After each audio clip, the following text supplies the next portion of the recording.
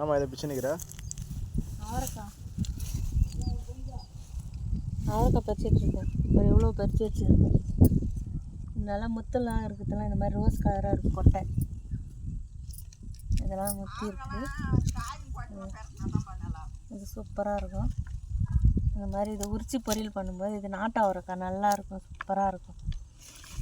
சரி, இது எந்த வித கெமிக்கலும் யூஸ் பண்ணாமல் இயற்கையாக வந்தது. இது போன வருஷம் நட்டது. போன வருஷம் நட்டு முடிச்சுட்டு காயெல்லாம் அறுத்துட்டு விட்டுருக்காங்க. அதில் ஒரு விதை இருந்தது, முளைச்சி இந்த அளவுக்கு வந்தது. இந்த அளவுக்கு ஃபுல்லாக இருக்குது. அது மேலெல்லாம் நிறைய காய் அப்படியே இருக்குது பறிக்காமல். அதெல்லாம் எப்படி பறிப்பாங்கன்னு தெரியல. அவ்வளோ இருக்குது, நிறைய இருக்குது. இது நல்லா வாசனையாக இருக்குது. பொரியல் செஞ்சு சாப்பிட்டாலும் சூப்பராக இருக்குது. அடுத்து சுண்டைக்காய் பறிக்கலான்னு போகலான்னு இருக்கேன். அவரைக்காய் பறிச்சாச்சு. இன்றைக்கி கிராமத்துக்கு அம்மா வீட்டுக்கு வந்திருக்கேன். இந்த சுண்டைக்காய் பறிச்சிட்ருக்கேன். இன்னும் வந்து இந்த முருங்கை மரம், இது பாருங்க மாங்காய் பூ வச்சுருக்கு. மாங்காய் மரம் நல்லா சூப்பராக பூ எடுத்துருக்கு.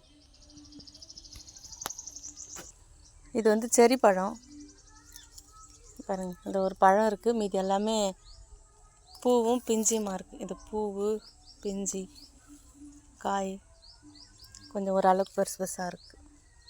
சூப்பராக இருக்கும். சாப்பிட்டா ஜூஸ் போட்டு சாப்பிட்டாலுமே இது ரொம்ப நல்லாயிருக்கும்.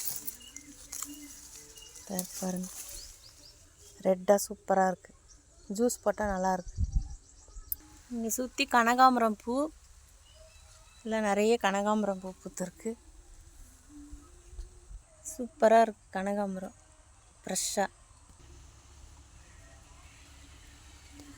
கனகாம்பரம் டிசம்பர் பூ எல்லாம் இயற்கையாக சுற்றி வீட்டை சுற்றி பூவு காய் மாம்பழம் எல்லாம் சூப்பராக இருக்குது.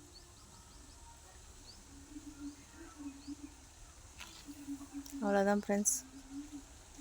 என்னென்ன மாங்காய் மரம், மருதாணி செடி, கொய்யா மரம், தென்னை மரம். இது மாங்காய் தான் நல்லா பூத்துட்ருக்கு.